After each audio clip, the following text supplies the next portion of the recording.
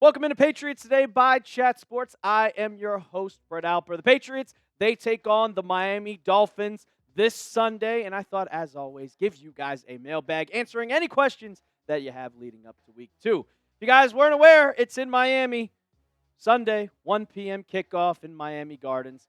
And it's the game that nobody always looks forward to because it brings back PTSD of what happened in 2018. It brings back PTSD of the last 5 matchups against the Dolphins in Miami. Surprise, they're all losses. But I think that they can get this done. So go ahead. If you think the Patriots are going to win, predict the score down in the comments for me. I'm predicting a 33-24 victory for the New England Patriots. What do you guys think? Go down in the comments section right now. Mike Burdett, just really hoping we didn't draft Cole Strange 2.0. Well, Mike, before you get into that, I will say, there is no need to draft an offensive guard in the first round. An offensive guard? There is no need. Will Campbell is a left tackle. And if you're talking about Jared Wilson, he did struggle a lot. But I think you might be talking about Will Campbell because he was the 4th overall pick. And Will Campbell played very, very, very well. The PFF grade was over 70. He was one of the top rookies that was graded by PFF for pass blocking, by run blocking. He had a little bit of kind of issues when it comes to false starts, and he also let up a strip sack at the end of the game. But for me, the game was already over. I think everybody realized it, and they were kind of just on edge a little bit. So I don't think Cole Strange 2.0 is happening. I was okay with the draft pick when it happened for Will Campbell. I was like, we got one of the best offensive linemen in the ballgame. 3 years ago, in 2022, when they said, Cole Strange, University of Tennessee, Chattanooga, my first exact reaction was, who? Yeah, I think we're going to be okay with Will Campbell. Cheesy, what concerns you most about the Patriots offense?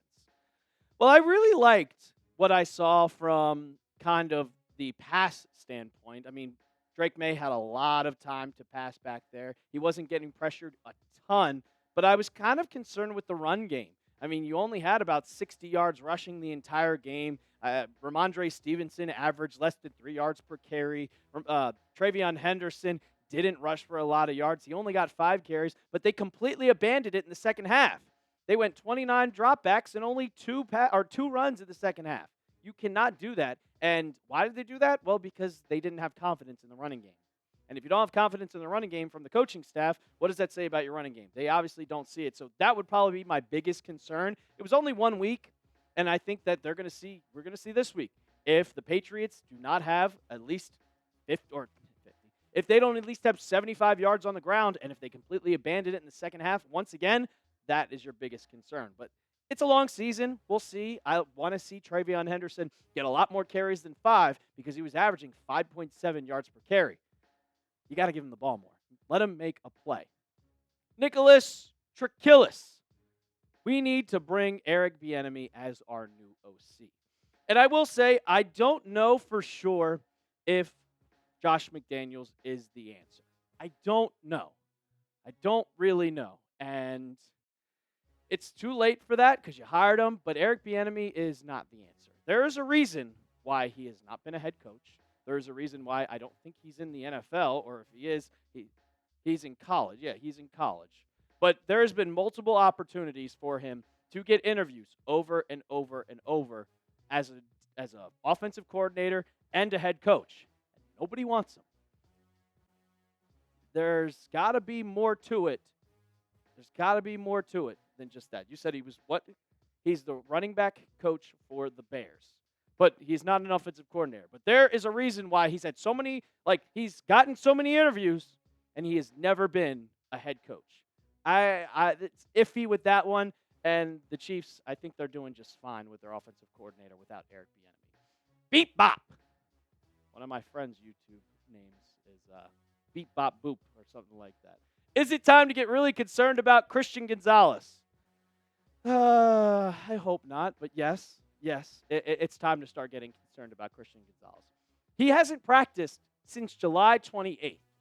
And when we saw that when he got hurt, he pulled up on his hamstring, and kind of limped off the field. It wasn't like he needed to be carted off the field. He limped off the field. And he's also, every time we've seen him, it's been in street clothes, and he's been walking fine. But he has not practiced. And we haven't even seen him do like sideline work throughout the entire entire training camp and since practice has started. He doesn't do individual drills whatsoever. And you see that right there. Still not practicing on Wednesday. And I don't expect him to practice this week if he's not going to play. And I don't expect him to play, and neither does Chad Graff. But you need him back, man. He's your best player on defense. Like, I get Carlton Davis is great. And he had a little bit of lapses on Sunday, especially that throw to Dante Thornton. Like, it was not good. But then you have Marcus Jones and Alex Austin, and then Charles Woods. And that's a problem. You just waived DJ James, which I think he's going back to the practice squad, hopefully. But you need Christian Gonzalez back, or people are going to take advantage of that. You have a 1A and a 1B with Carlton Davis. And now, when it's just Carlton Davis and Alex Austin, yeah, you're solid. You ain't Gonzo. So we need Gonzo back. And if he's not back on Sunday, we're going to see if he practices next week. If he doesn't, he's going to miss Pittsburgh game 2, and so on and so forth.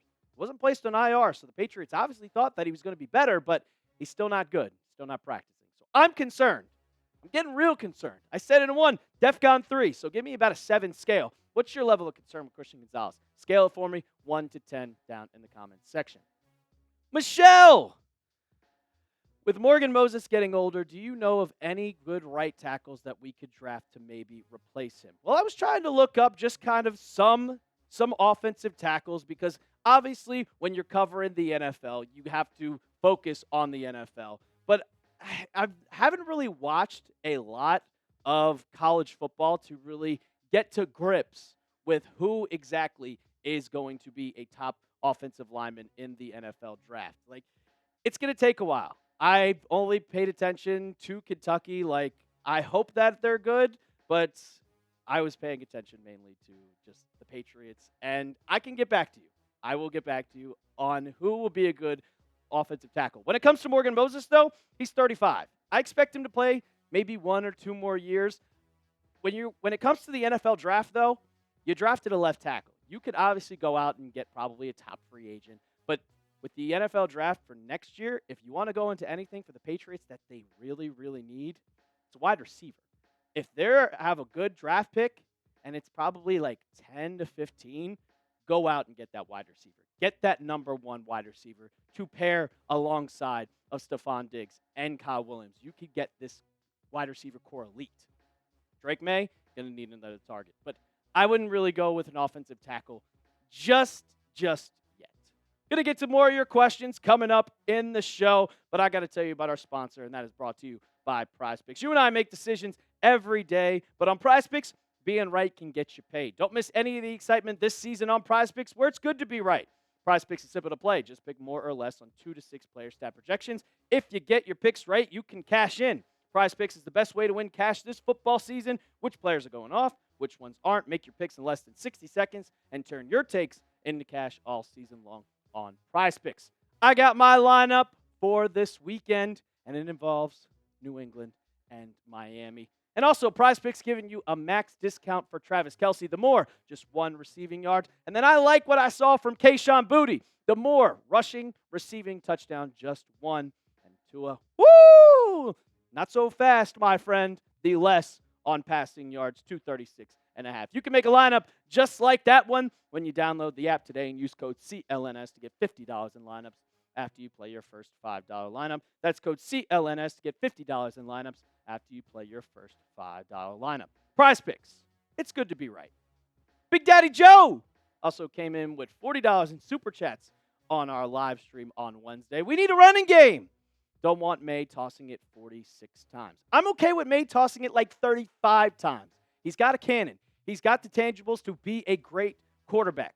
He's also got Kayshon Boutte, and I think Stephon Diggs is going to get more and more and more reps as we get later into the year, and he gets more comfortable with that knee. But you also need a running game. When you saw in the first half, they were running the ball, kind of set up a little bit of play action. We saw Hunter Henry get involved. Then the second half started. They completely abandoned the run. and your tight ends kind of disappeared. You need to have a running game to help the passing game. If the Raiders are just playing pass the entire game, it's going to be a lot hard to complete passes. Then, hey, we got to load this box up a little bit. We're seeing that Travion Henderson. We're seeing that Ramondre Stevenson is getting 4 yards of carry. We don't want it to be 2nd down and 6. We want it to be 2nd down and 9. So we're going to put some more people in that box, which helps the play action, which helps open the field for a lot more passing plays. I don't want to see May tossing it 29 times in the second half compared to 2 of runs. So I agree with you 100%, Big Daddy Joe. Charlisa Johnson, do you think we should start a new quarterback or let May play?